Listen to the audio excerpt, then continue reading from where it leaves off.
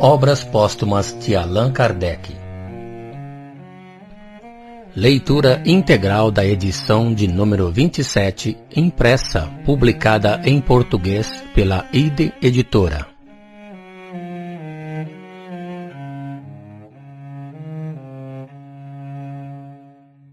CD 1.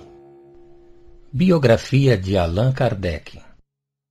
É sob o golpe da dor profunda causada pela partida prematura do venerável fundador da doutrina espírita que abordamos a nossa tarefa, simples e fácil para as suas mãos sábias e experimentadas, mas cujo peso e gravidade nos acabrunhariam se não contássemos com o concurso eficaz dos bons espíritos e a indulgência dos nossos leitores.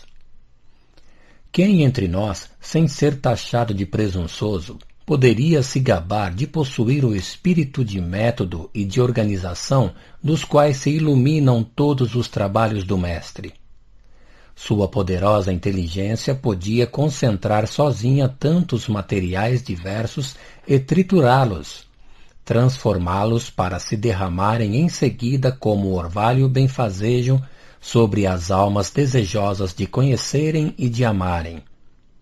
Incisivo, conciso, profundo, sabia agradar e se fazer compreendido, numa linguagem ao mesmo tempo simples e elevada, tão longe do estilo familiar quanto das obscuridades da metafísica.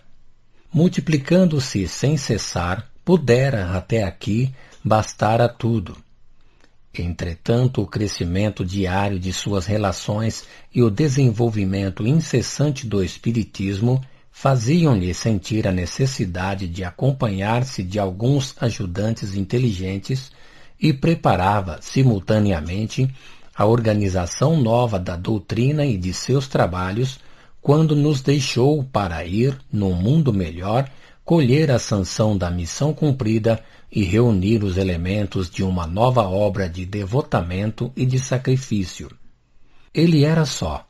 Chamar-nos-emos legião, e por fracos e inexperientes que sejamos, temos a íntima convicção de que nos manteremos à altura da situação, se partindo dos princípios estabelecidos e de uma evidência incontestável, nos fixarmos em executar, tanto quanto nos seja possível e segundo as necessidades do momento, os projetos de futuro que o próprio Sr. Allan Kardec se propusera cumprir. Enquanto estivermos nesse caminho e que todas as boas vontades se unirem num comum esforço para o progresso intelectual e moral da humanidade, o espírito do grande filósofo estará conosco e nos secundará com a sua poderosa influência. Possa ele suprir a nossa insuficiência e possamos nos tornar dignos de seu concurso, em nos consagrando à obra com tanto devotamento e sinceridade, senão com tanto de ciência e de inteligência. Escrevera sobre a sua bandeira estas palavras: trabalho, solidariedade, tolerância. Sejamos como ele, infatigáveis. Sejamos, segundo os seus desejos, tolerantes e solidários, e não temamos em seguir o seu exemplo repondo 20 vezes entre as mãos os princípios ainda discutidos. Apelamos a todos os concursos, a todas as luzes. Tentaremos avançar com certeza antes que com rapidez, e os nossos esforços não serão infrutíferos, se, como disso estamos persuadidos, e como lhe seremos os primeiros a dar o exemplo, cada um se empenhar em cumprir o seu dever, colocando de lado toda questão pessoal para contribuir ao bem geral. Não poderíamos entrar sob auspícios mais favoráveis na nova fase que se abre para o Espiritismo, do que fazendo os nossos leitores conhecerem, num rápido esboço, o que foi toda a sua vida o homem íntegro e honrado, o sábio inteligente e fecundo, cuja memória se transmitirá aos séculos futuros, cercada da auréola dos benfeitores da humanidade. Nascido em Lyon, a 3 de outubro de 1804, de uma antiga família que se distinguiu na magistratura e na advocacia, o Sr. Allan Kardec, Hippolyte Léon Denisard de Rivail, não seguiu essa carreira. Desde sua primeira juventude, sentia-se atraído para o estudo das ciências e da filosofia. Educado na escola de Pestalozzi, em Yverdon, Suíça, tornou-se um dos discípulos mais eminentes desse célebre professor e um dos zelosos propagadores do seu sistema de educação, que exerceu uma grande influência sobre a reforma dos estudos na Alemanha e na França.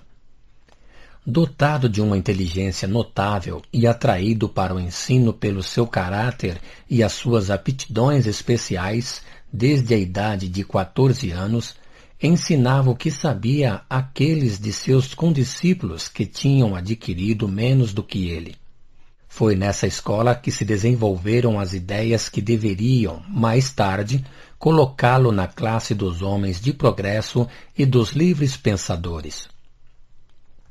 Nascido na religião católica, mas estudante em um país protestante, os atos de intolerância que ele teve que sofrer a esse respeito lhe fizeram, em boa hora, conceber a ideia de uma reforma religiosa, na qual trabalhou no silêncio durante longos anos com o pensamento de chegar à unificação das crenças. Mas lhe faltava o elemento indispensável para a solução desse grande problema. O Espiritismo veio mais tarde lhe fornecer e imprimir uma direção especial aos seus trabalhos. Terminados os seus estudos, veio para a França.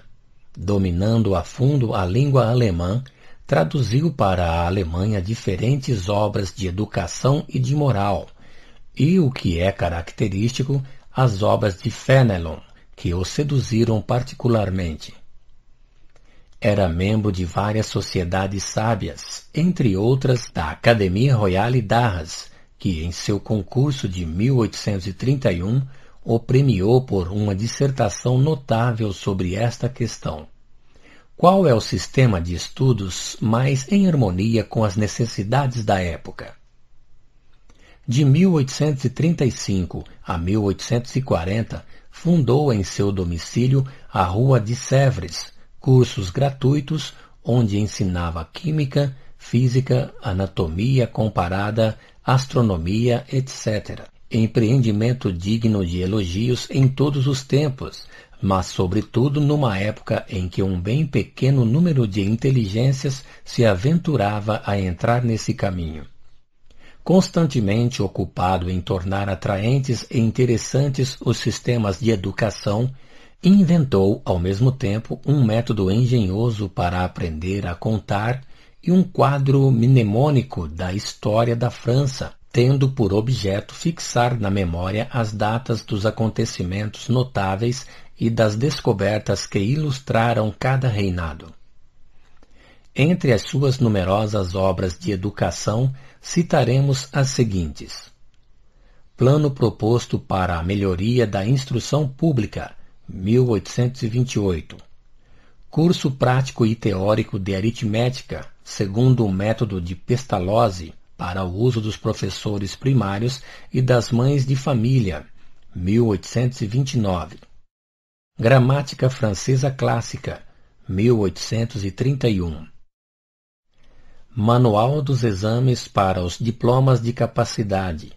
Soluções arrazoadas das perguntas e problemas de aritmética e de geometria, 1846. Catecismo gramatical da língua francesa, 1848.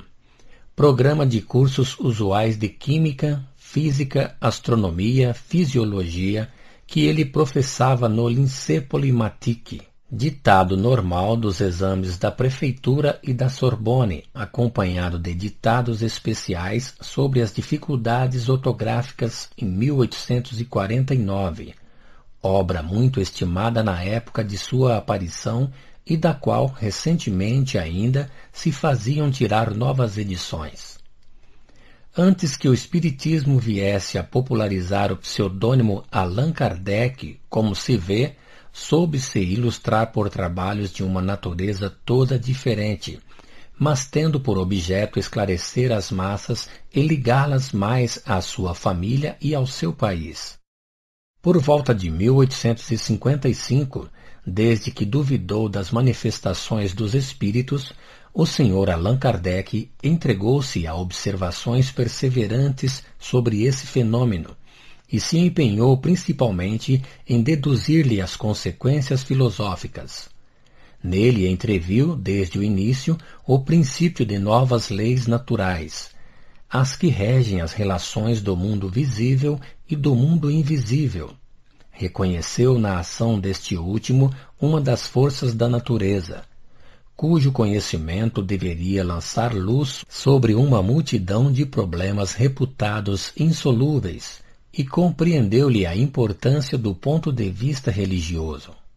As suas principais obras sobre essa matéria são O Livro dos Espíritos, para a parte filosófica, e cuja primeira edição apareceu em 18 de abril de 1857. O Livro dos Médiuns, para a parte experimental e científica, janeiro de 1861. O Evangelho segundo o Espiritismo, para a parte moral, abril de 1864. O Céu e o Inferno, ou a Justiça de Deus, segundo o Espiritismo, agosto de 1865.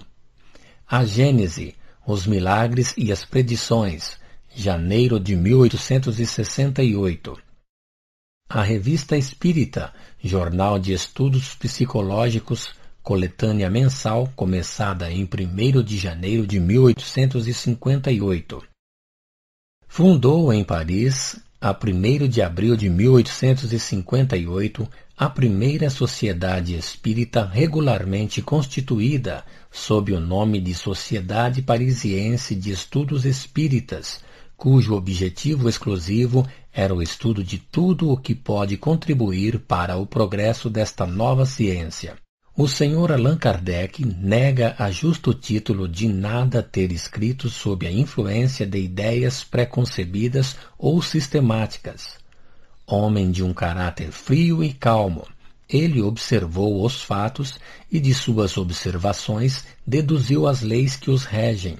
No primeiro deu a teoria e nele formou um corpo metódico e regular. Demonstrando que os fatos falsamente qualificados de sobrenaturais estão submetidos a leis, ele os faz entrar na ordem dos fenômenos da natureza e destrói assim o último refúgio do maravilhoso e um dos elementos da superstição. Durante os primeiros anos em que se duvidou dos fenômenos espíritas, essas manifestações foram antes um objeto de curiosidade. O Livro dos Espíritos fez encarar a coisa sob qualquer outro aspecto. Então abandonaram-se as mesas girantes que não foram senão um prelúdio, e que se reunia a um corpo de doutrina que abarcava todas as questões que interessam à humanidade. Do aparecimento de O Livro dos Espíritos data a verdadeira fundação do Espiritismo, que até então não possuía senão elementos esparsos sem coordenação, e cuja importância não pudera ser compreendida por todo o mundo. A partir desse momento, também a doutrina fixa a atenção dos homens sérios e toma um desenvolvimento rápido. Em poucos anos, essas ideias acharam numerosos adeptos em todas as classes da sociedade e em todos os países. Esse sucesso, sem precedente, liga-se sem dúvida às simpatias que essas ideias encontraram, mas deveu-se também, em grande parte, à clareza, que é um dos caracteres distintivos dos escritos de Allan Kardec. Abstendo-se de fórmulas abstratas da metafísica, o autor soube se fazer ler sem fadiga, condição essencial para a vulgarização de uma ideia. Sobre todos os pontos controvertidos, sua argumentação, de uma lógica fechada, ofereceu pouca disputa à refutação e predispôs à convicção. As provas materiais que o Espiritismo dá da existência da alma e da vida futura tendem à destruição das ideias materialistas e panteístas. Um dos princípios mais fecundos dessa doutrina e que decorre do precedente é o da pluralidade das existências, já entrevisto por uma multidão de filósofos antigos e modernos, e nestes últimos tempos por Jean Reynaud, Charles Fourier, Eugène Sue e outros, mas permanecera no estado de hipótese e de sistema, ao passo que o Espiritismo demonstra-lhe a realidade e prova que é um dos atributos essenciais da humanidade. Desse princípio decorre a solução de todas as anomalias aparentes da vida humana, de todas as desigualdades intelectuais, morais e sociais. O homem sabe assim de onde veio, para onde vai e por que fim está sobre a terra e por que sofre. As ideias inatas se explicam pelos conhecimentos adquiridos nas vidas anteriores.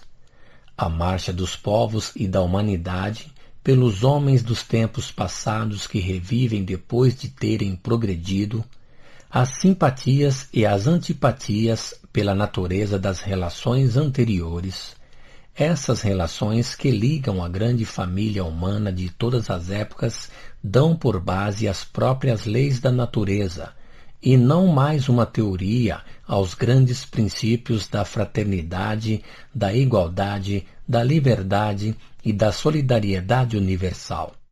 Em lugar do princípio, fora da Igreja não há salvação, que entretém a divisão e a animosidade entre as diferentes